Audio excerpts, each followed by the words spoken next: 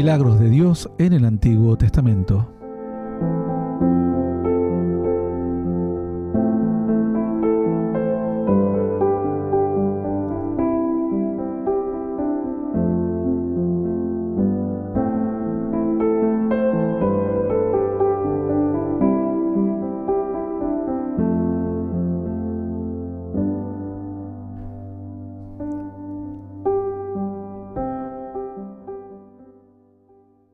Muy bien, así llegamos a nuestra estación del día de hoy, Milagros de Dios en el Antiguo Testamento. Y hoy estaremos viendo, continuaremos con la historia de Jonás.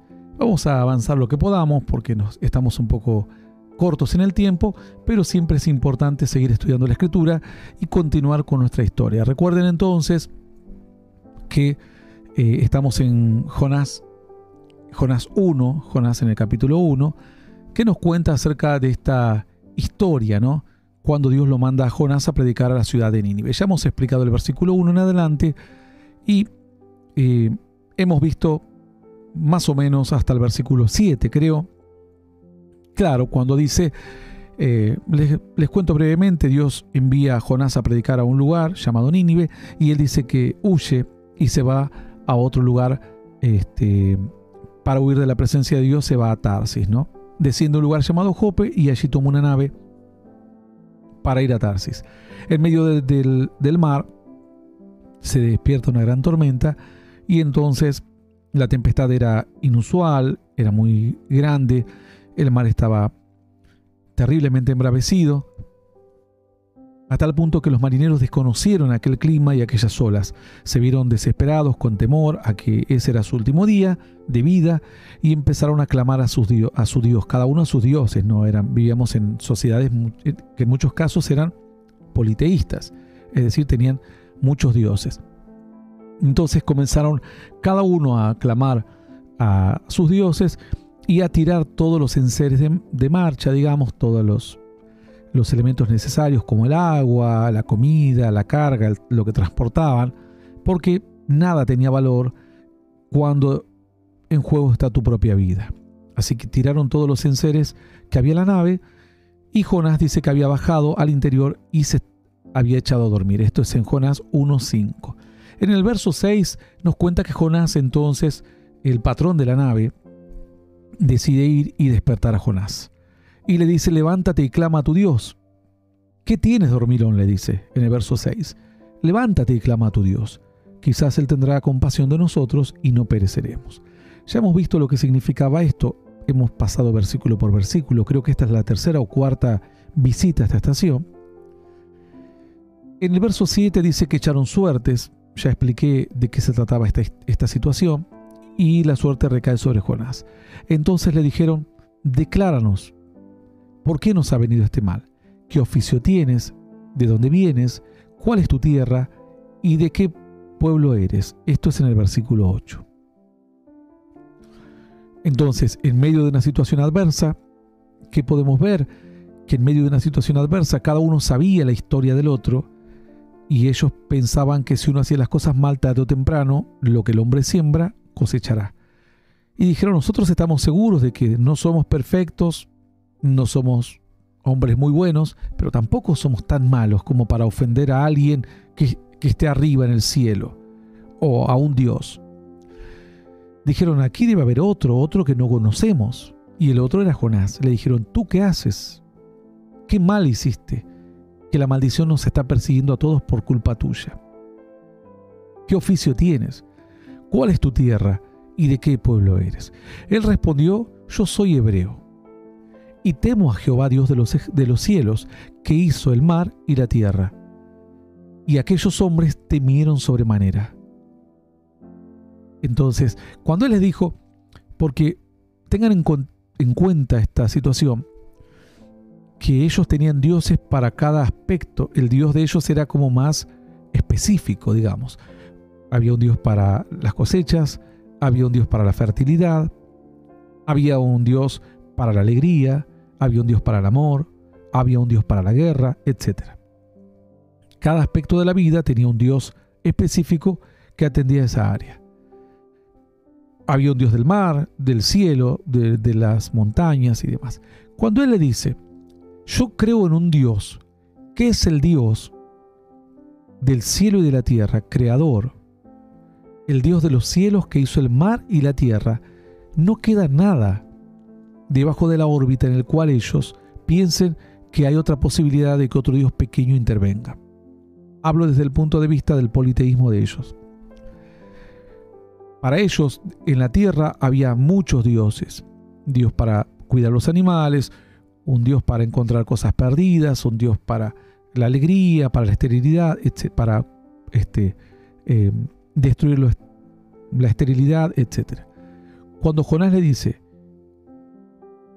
soy hebreo y temo a Dios, Dios de los cielos que hizo el mar y la tierra, no hay ámbito que quede fuera, que quede librado como al azar, por así decir. Dice, mi Dios es creador de los cielos, Él está en los cielos, reina en los cielos, es Dios del mar, de todo lo desconocido, de todo lo que los asusta, porque el mar era, recuerden que en el mar para ellos existían estos animales mitológicos como bestias, dragones, como el Leviatán.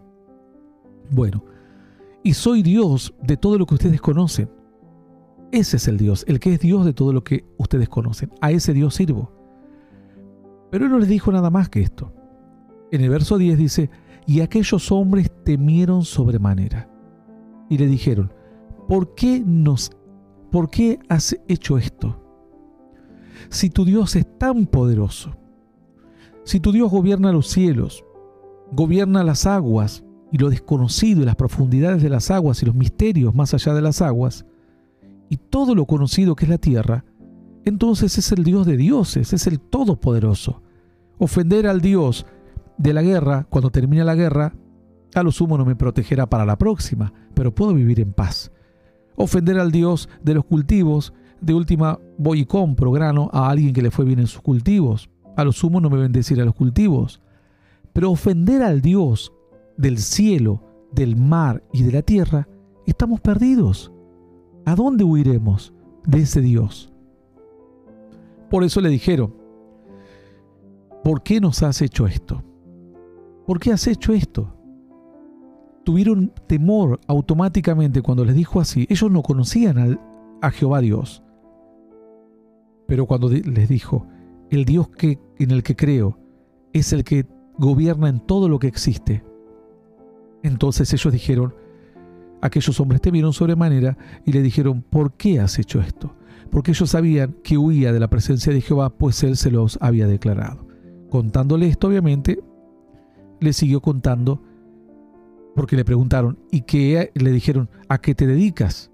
Y él habrá dicho, soy profeta de Dios. ¿Y a dónde vas a profetizar? No estoy profetizando ahora. Me estoy yendo contrario a lo que Dios me dijo. Él me mandó a Nínive, pero yo no quiero ir a Nínive. Entonces, ellos le preguntaron, ¿qué oficio tienes? ¿De dónde vienes? ¿Cuál es tu tierra? ¿Y de qué pueblo eres? Él le cuenta a qué Dios sirve y ellos entonces entran en un gran temor. Entonces en el verso 11 dice, le dijeron, ¿qué haremos contigo? Para que el mar se nos aquiete, porque el mar se iba embraveciendo más y obviamente la nave se estaba por dar vuelta. Ellos le dijeron, ¿qué haremos? Sos un hombre de Dios, no te podemos tocar, capaz que ofendemos peor a Dios. Él les dijo, tomadme y echadme al mar, y el mar se os aquietará, porque yo sé que por mi causa ha venido esta gran tempestad sobre vosotros. Él era consciente de que su desobediencia estaba provocando un caos a su alrededor, y justos iban a pagar, como se dice, por pecadores, es decir, inocentes iban a pagar el precio de la desobediencia de Jonás. Como a veces nos pasa a nosotros, cuando hacemos algo malo, lamentablemente los que nos rodean van a terminar pagando el precio, y un precio muy alto. Pero ahora Jonás dice, échenme al mar. Soy el culpable, no quiero que ustedes mueran por mi culpa. Ahí es donde Jonás tiene un acto de grandeza, y es donde Jonás comienza a inclinar la balanza a su favor otra vez. Porque algunos dicen, Jonás se arrepintió en el pez, Claro, allí tuvo un gran arrepentimiento, pero aquí ya tuvo una convicción. Y dijo, yo no los voy a dañar más. Tírenme al mar. Que yo muera no importa, pero ustedes no pueden morir por mi culpa, por mi causa. Entonces, aquí vemos a alguien que está dispuesto a dar su vida para que otros sean salvados, ¿no? Alguien va a dar su vida para que otros sean salvados, como una figura de lo que iba a ocurrir con Cristo. En el caso de Jonás era producto de la desobediencia. En el caso de Cristo era producto de la desobediencia de los hombres. Pero la desobediencia provoca caos, muerte y tempestad. Y la única forma de aplacar las olas es con un sacrificio. En este caso fue el sacrificio de Jonás. Para él, para su fuero íntimo, Jonás se estaba sentenciando a sí mismo a la muerte. Él le dijo, tírenme al mar. ¿Qué pensaría Jonás? ¿Que habría un bote salvavidas? ¿Que habría un barco que lo recogería? ¿Qué pensaría Jonás? ¿Que encontraría una madera flotando en medio del océano, en medio de la tempestad? Alguno diría, no creo, ni mucho menos, obviamente, que lo traiga un pez y que esté 3 días y 3 noches allí en el vientre del pez. Para él, lo que estaba confesando y la actitud de su corazón marcaba su sentencia de muerte. Pero su muerte iba a permitir la vida de los que los acompañaban. Entonces, como una figura de Cristo, vemos la muerte de alguien permitiendo que otros vivan. En este caso, por la desobediencia del mismo Jonás, y en el caso de Cristo dice que Él toma la desobediencia, se hace cargo de la desobediencia ajena. Es decir, de la desobediencia nuestra, ¿no? La desobediencia tenía que salir de la nave y se tenía que pagar un precio por la desobediencia. Dice la Escritura que la paga del pecado es la muerte, más la dádiva de Dios es vida eterna en Cristo Jesús, Señor y Dios nuestro. Entonces los hombres dice que temen en gran manera, y entonces le dice, él les respondió, tomadme y echadme al mar. Le dice en el verso 12, ¿no? Échenme al mar, por mi causa ha venido todo esto. Dice que aquellos hombres, verso 13, dice, y aquellos hombres trabajaron para hacer volver la nave a tierra, mas no pudieron porque el mar se iba embraveciendo más y más contra ellos. Dice que estos hombres tenían otros valores, otros principios, como camaradería de los soldados, camaradería de los marineros, camaradería, bueno, de los que comparten una cierta disciplina o una cierta tarea riesgosa, ¿no? Entonces ellos dijeron, no, o nos salvamos todos o nos morimos todos. Pero dice que no quisieron hacerle caso a Jonás. Dijeron, no vamos a tirarte. De alguna manera vamos a salir de esta, y dice que trabajaron para hacer volver la nave a la tierra, mas no pudieron porque el mar se iba embraveciendo más y más contra ellos. Ahora, los que estaban enojando a Dios ya no era Jonás. Los que estaban enojando a Dios eran los mismísimos marineros, porque ya sabían lo que debían hacer. Y ya sabían que había un hombre culpable de haber pedido servir a Dios y honrar a Dios con sus dones, como sé que hay muchos creyentes que han dicho, Dios, si me das la sabiduría de la Biblia, iré a predicar a las naciones. Dios te dio sabiduría. ¿Y qué haces? El apóstol Pablo dijo, necesidad impuesta me es esta, que yo predique la palabra. No era una elección simplemente, ahora era algo que lo empujaba a hacer como una obligación, porque él lo había pedido, él lo había buscado, él lo había querido.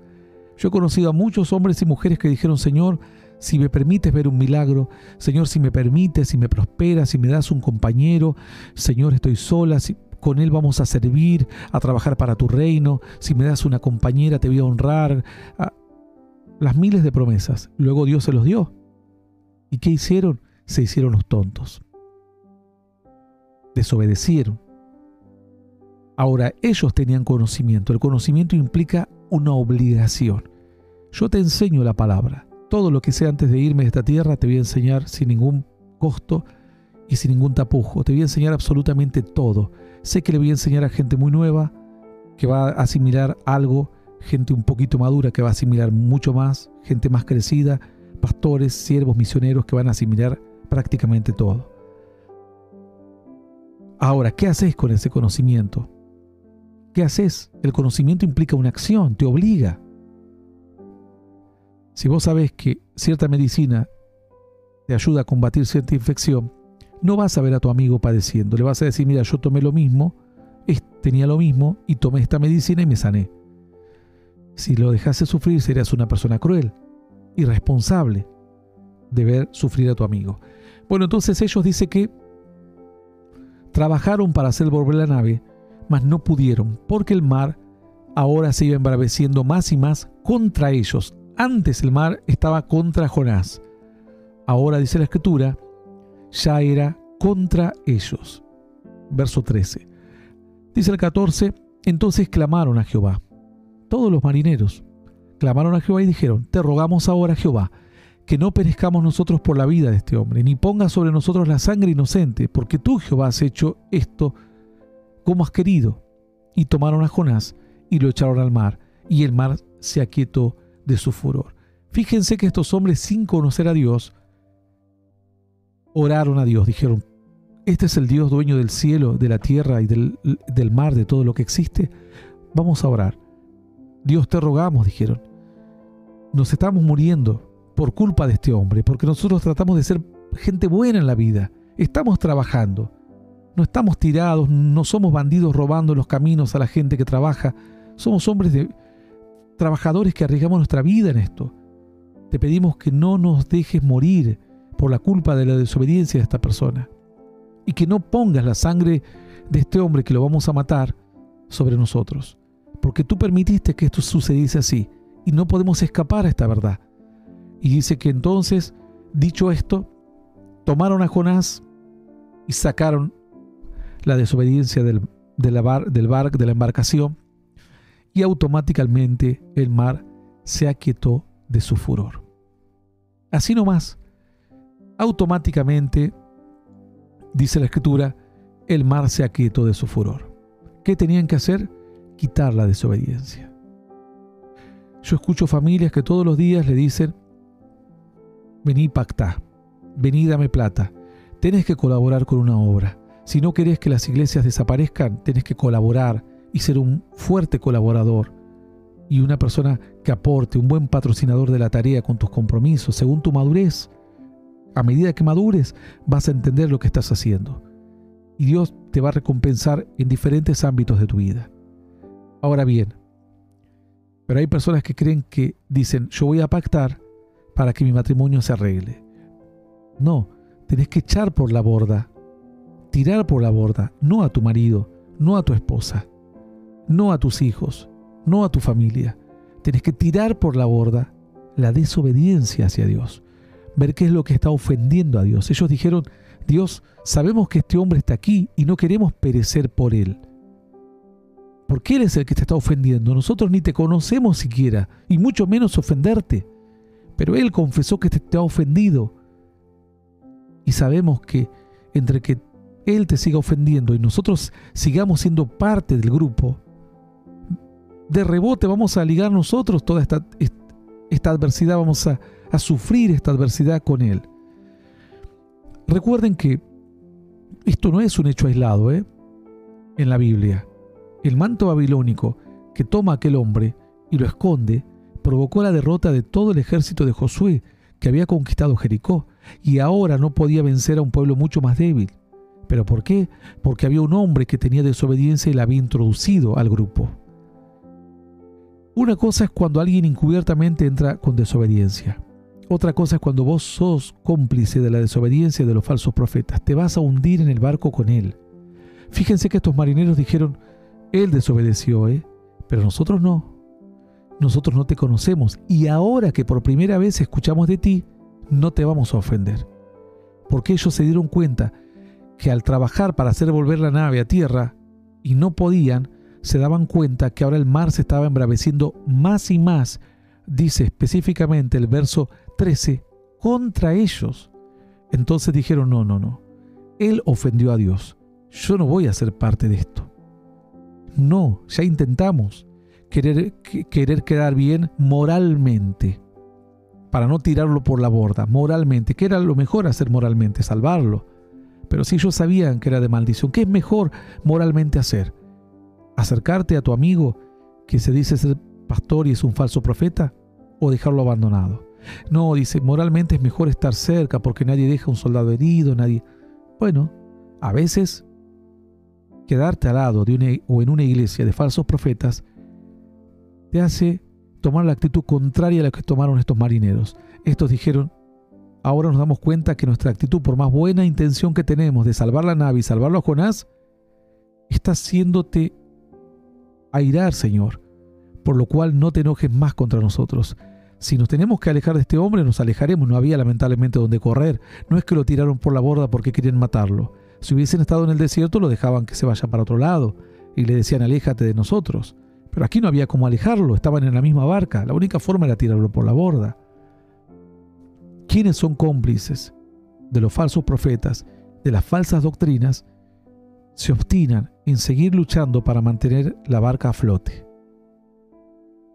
¿Qué hubiese pasado si ellos insistían en mantener esa embarcación a flote?